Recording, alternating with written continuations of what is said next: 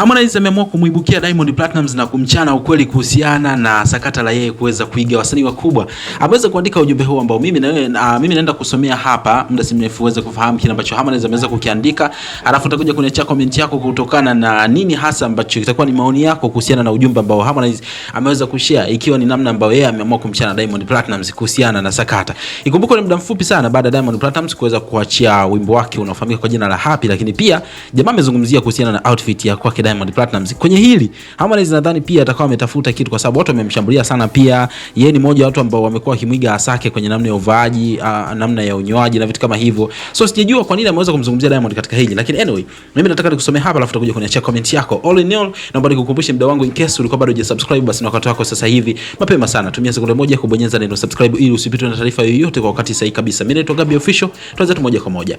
Sasa ameandika hivi kupitia Insta story yake. Anasema, "Yo, let me be honest. Music ni kile unacho create from the soul, not just kucopy na kupesti. Some people are lacking original ideas. Kila siku ni kufuata nyayo zangu tu. Hata hicho kijiji cha Bruno Mars wamehamia sasa, kuanzia miondoko hadi kuvaa. I'm the only visionary artist hapa. Wengine ni wafuata upepo tu."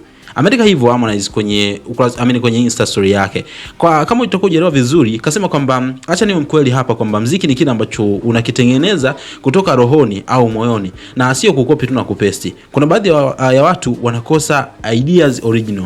Kila siku ni kufuata nyayo zangu tu. Hata hicho kijiji cha Bruno Mars wamehamia sasa, kuanzia kukopi miondoko, yani jinsi anavyovaa, na anasema kwamba mimi ndo msanii pekee mwenye maono hapa, wengine ni wafuata upepo tu. Hicho ndicho ambacho Harmonize ameweza kukiandika kupitia Insta story yake. Maybe wewe una maoni gani? Kwa sababu ukiangalia ujumbe ni moja kwa moja umemwendea Diamond Platnumz, na ukiangalia yeye ndio ambaye kwa msanii ambaye watu wanamfananisha sana kwamba amevaa kama Bruno Mars, lakini pia nyimbo yake inasema kwamba wanasema amemcopy Pato Ranking. Lakini nini hasa maoni yako kuhusiana na hiki ambacho Harmonize ameweza kushare kwa upande wake? Unadhani yuko sahihi kwa namna fulani hivi, au naye ni wale tu, kwa hiyo ameamua tu labda kutafuta upepo kwa kuweza kumsema Diamond Platnumz vibaya? Comment yako ikihusika hapo chini, commentisha sana, lakini usisahau kusubscribe kwa ajili ya kupata updates.